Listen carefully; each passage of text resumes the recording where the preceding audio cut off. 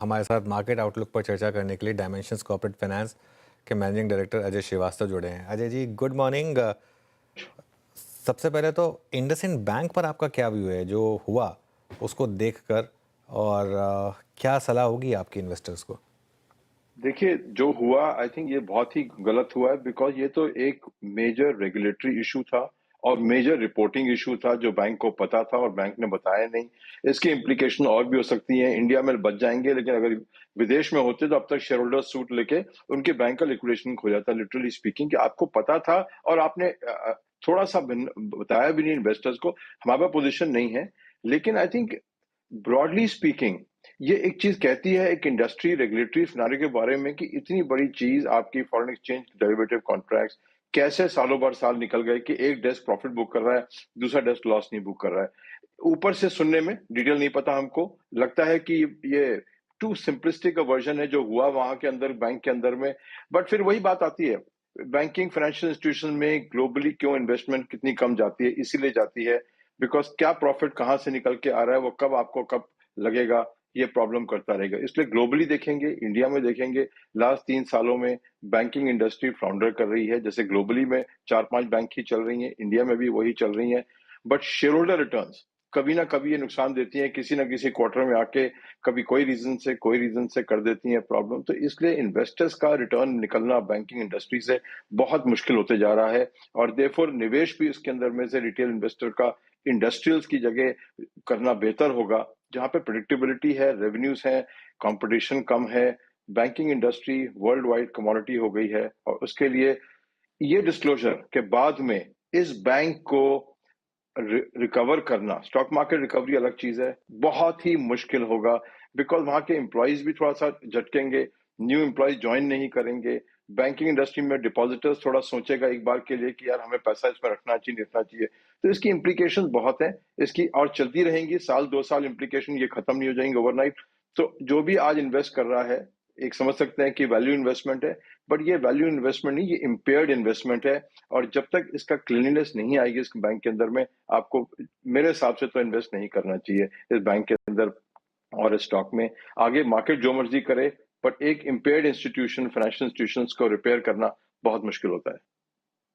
दूसरा सवाल मेरा, आज जिस तरीके से इन्फोसिस और विप्रो में सेलिंग प्रेशर आ रहा है और जो डोनाल्ड ट्रंप की करनी की वजह से जो अब मार्केट में लग रहा है कि यूएस में रिसेशन ना आ जाए कहीं, ये आईटी में मौके हैं या फिर थोड़ा सा एक रिस्क है फैक्टर यहाँ पर?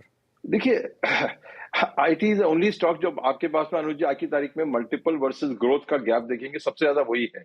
ग्रोथ है उनकी, एनुअल टर्नओवर ग्रोथ है 3 से 4%, 5% एट बेस्ट आप देखेंगे, और पीज है 25 के ऊपर में। वो देखते हुए थोड़ा सा सेलिंग आएगी, डेफिनेटली आएगी इसके अंदर में, बिकॉज मार्केट भी रिपोजिशन कर रही है अपने आप को। इस रिसेशन का इतना बड़ा इशू नहीं, जो कि हम कंपनी से बात करते हैं, डिमांड का इतना इशू नहीं आ रहा, बल्कि क्वालिटी ऑफ प्रोजेक्ट्स पे इशू आ रहे हैं कि उनको अपनी जो बैकएंड है वो ठीक करनी पड़ेगी। तो मेरे हिसाब से जो है वो अपना बैठा रहे। रिसेशन इतना बड़ा इशू अभी कोई डिमांड में नजर नहीं आ रहा यूएस के अंदर में, और जो नहीं है वो वेट कर सकता है मार्केट में, जस्ट लाइक ग्लोबल मार्केट की अनसर्टेनिटी को वेट कर लीजिए, कोई जल्दी नहीं है घुसने की। बट आईटी स्टोरी इंडिया की एक अच्छी स्टोरी है, इसको आपको रखना चाहिए अपने पोर्टफोलियो के अंदर में। इसके डिविडेंड भी बड़े अच्छे आते हैं, ये एक अच्छा स्टॉक स्टोरी है। ये recession no recession demand supply चलती रहेगी। ये एक ऐसी इंडस्ट्री है जहां पे इंडिया की बड़ी स्ट्रांग पावर है ग्लोबली, तो इसमें इतना पेसिमिज्म की जरूरत नहीं है। हाँ ठीक है, हर करेक्शन में आएगा, अभी भी आएगा क्योंकि पी ज्यादा है, ग्रोथ कम है, तो आपको मौका मिलेंगे आने के। बट ना का सवाल नहीं है कि इतना रिस्क हो गया है कि इसमें हम नहीं रहना चाहिए। Ajay sir hi, good morning. Good तो फिर Ajay morning, good sir morning. अच्छा, पता है बहुत अलग अलग व्यूज आते हैं। कई लोग कह रहे हैं कि हो सकता है बहुत कुछ ये टैरिफ वॉर, ट्रेड वॉर भाव में आ गया है। कुछ पॉकेट्स में ऐसा लगने लगा है कि वैल्यूएशंस आकर्षक हो गए हैं, हिस्टोरिकल एवरेजेस के नीचे आ गए। ऐसा आपको नजर आने लगा है क्या बाजार को देख? अब कितना पेन, आगे क्या कहानी रहेगी वो अपनी जगह, अपना काम है, सही भाव पे माल मिल रहा है तो ले लो। ऐसे सही भाव कहीं दिख रहा है अजय सर, या अभी कंसर्न्स काफी ज्यादा? नहीं, नहीं, ऐसा नहीं है, सही भाव पे काफ़ी सामान मिल रहा है और कुछ अच्छा सामान तो इतना गिरा भी नहीं है कि जो आपको इतनी पेसिमिज़्म की ज़रूरत है। जैसे आप अगर आज होटल रेट उठा लेंगे, तो होटल रेट में कोई कमी नहीं आ रही है, एक्सपेंशन स्प्री चल रही है। पूरी industry I think historical high rates पे आज बैठी हुई है और ग्रो कर रही है। तो उस इंडस्ट्री को आप लेके चलेंगे industry by industry, hotel industry कमाल की आपकी ग्रोथ दिखा रही है। एविएशन इंडस्ट्रीज़ कमाल का ग्रोथ दिखा रहा है, ठीक है? एक आध क्वार्टर में प्लस माइनस प्रॉफिट होगा, बट ग्रोथ ट्रेजेक्टरी बड़ी स्ट्रांग है और उसके अंदर में ये इंडस्ट्रीज वो हैं जहां पे कंज्यूमर अपनी स्पेंडिंग कर रहा है। अब कंज्यूमर ये नहीं है कि उसको गाड़ी खरीदनी है, ऐसी खरीदना, उसको अच्छे हॉलिडेज करने हैं, उसको अच्छे होटल में रहना है, उसको अच्छे रिजॉर्ट में जाना है, उसको हवाई जहाज से ट्रैवल करना है, उसको विदेश जाना है। ये दो इंडस्ट्री इंडिया की ऐसी हैं जिसमें मेरे हिसाब से आप अगर हैं तो सेफ है, नहीं है तो इसमें किसी भी एंट्री कर सकते हैं। इंजीनियरिंग स्टॉक्स इंडिया के आज की तारीख में काफी नीचे आ गए हैं और उसके अंदर बेहतरीन अपॉर्चुनिटी है आपके पास में आने की।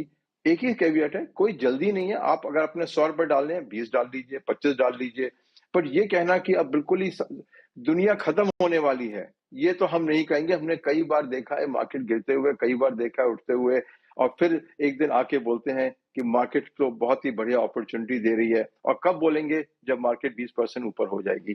तो मेरा तो एक ही रिक्वेस्ट है सबसे, अपने फेवरेट शेयर देखिए, स्ट्रॉन्ग फंडामेंटल्स हैं कंपनीज के, उसके अंदर में आपको मौका मिल रहा है आज की तारीख में आने का, आराम से मिल रहा है मौका, आप उसको पोर्टफोलियो बनाइए। कैपिटल मार्केट स्टॉक्स काफी गिर गए हैं, उसको फिर से अपने नजरिए के अंदर लेके आइए। शॉर्ट टर्म पेन होगा बिकॉज वॉल्यूम नीचे आ गया है उसके अंदर में, तो रिजल्ट थोड़े वीक हो सकते हैं, बट बिल्ड करने में कोई बुराई नहीं है। प्रॉब्लम आने वाली है एक जो वेल्थ इंपैक्ट है, जो स्टॉक मार्केट जब नीचे गिरी है, उससे इंडिया की जो कंजम्पशन स्टोरी है वो अफेक्ट करेगी। उसको आपको देखना पड़ेगा कि कंजम्पशन स्टॉक्स के अंदर में प्रॉब्लम आने वाली है, बिकॉज जो हमारी नेटवर्थ थी पिछले महीने से 10 करोड़ रुपए की, वो आज 7 करोड़ की या 6 करोड़ की रह गई है। कई रिटेल इंडस्ट्री लॉस में भी होंगे, रिटेल इन्वेस्टर्स। वो इम्पैक्ट आपको मिलेगा कंज्यूमर इंडस्ट्री के ऊपर में और खासकर बैंकिंग इंडस्ट्री पे इम्पैक्ट आएगा, बिकॉज बोरोविंग भी कम होगी, डिफॉल्ट भी ज्यादा होंगे और ये मार्जिन लोन जो चलते थे वो भी कम होंगे। तो मेरे हिसाब से अगर आप थोड़ा सा फाइनेंशियल इंडस्ट्री को और कंज्यूमर को दूर रख के चलें, तो 3-4 इंडस्ट्रीज इंडिया की कैसी हैं, बहुत स्ट्रांग है। पावर इंडस्ट्री बहुत स्ट्रांग चल रही है, कोई इशू नहीं है इसके अंदर में आपके पास में। तो है सेक्टर्स, आराम से चुनिए, मौका दिया है मार्केट ने फिर से आपको, घबराने की बात कोई नहीं है कि दुनिया खत्म हो रही है, कुछ नहीं हो रहा है। और ऐसा रिसेशन की बात है यूएस के अंदर में, कई बार रिसेशन आए, कई बार ग्रोथ आई है, डिफरेंट कंपनीज ग्रो करेंगी, तो इसके लिए आपको तैयार रहना है, ना कि मैदान छोड़ के निकल जाना है। नहीं, दुनिया खत्म होने वाली आर्गुमेंट तो एकदम सही है। एक बार लगा था मुझे जब मैंने कोविड में देखा था, पर उसके बाद ऐसा बाउंस बैक हुआ सब कुछ गजब। अच्छा, एक चीज जो सरदर्द सब कुछ ले दे के boils down to earnings. Ajay sir, कोई रीजन हो, रिसेशन का डर हो, ये हो वो, हमारे यहाँ बाजार हो, सब अर्निंग्स के गुलाम है और अर्निंग्स Q2 ऑनवर्ड्स गड़बड़ा गई थी। और फिर हम बहाने ढूंढ रहे हैं, लेकिन असल रीजन अर्निंग्स का गिरना था। Q3 में भी बहुत ज्यादा मजा आया नहीं। आप लोग का आंकलन क्या कहता है? कुछ सेगमेंट्स तो आपने बता दी जो शायद पॉकेट्स ऑफ स्ट्रेंथ हैं, लेकिन ओवरऑल इंडिया इनकी अर्निंग्स कब तक पटरी पे लौटेंगी सर? आई थिंक 2 से 3 क्वार्टर कम से कम लगेगा उनको आने में वापस, अनलेस कि फाइनेंस मिनिस्टर ने जो इंडिकेशन दिया था कि हम जीएसटी को रिव्यू कर रहे हैं, जीएसटी रेट को नीचे ले आएंगे, अगर वो हो जाता है तो उससे एक बहुत ही बम्प अप मिलेगा सिस्टम को। और कमी, और दूसरी बात अर्निंग्स का है, काफी ऊपर सरकार के ऊपर के भी है कि अब उनकी एक्सपेंडिचर पॉलिसी क्या रहेगी, बिकॉज जो पीएलआई स्कीम थी वो नहीं चली, जो आपने डायरेक्ट डिस्ट्रीब्यूशन किया है, डोल का डिस्ट्रीब्यूशन, वो इकोनॉमी को नहीं चला रहा है। तो उसके अंदर में दो बड़ी चीजें हैं, जीएसटी क्या होता है और दूसरे मेरे हिसाब से पीएसयू के अंदर में क्या स्टैंड होगा गवर्नमेंट का, बिकॉज उनको कुछ तो कुछ करना ही पड़ेगा इकोनॉमी को चलाने के लिए।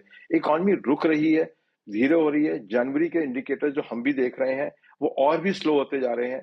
तो इसलिए अर्निंग के लिए तो आपको 3 से 4 क्वार्टर वेट करनी ही पड़ेगी कोई मेजर रिवाइवल के लिए मेरे हिसाब से।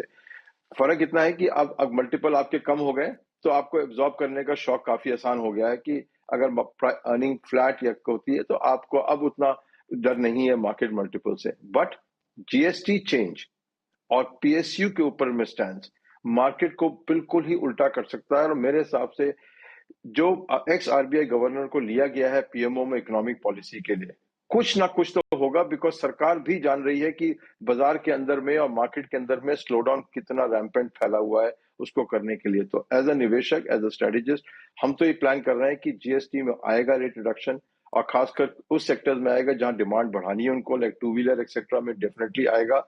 और उसलिए स्पेकुलेटिव बट इन्वेस्टर पोजिशनिंग है आपकी, गवर्नमेंट पॉलिसी वो करती है जिससे डिमांड बढ़ेगी इकोनॉमी में, और इंजीनियरिंग और ऑटो सेक्टर को आई थिंक फिलअप मिलेगा।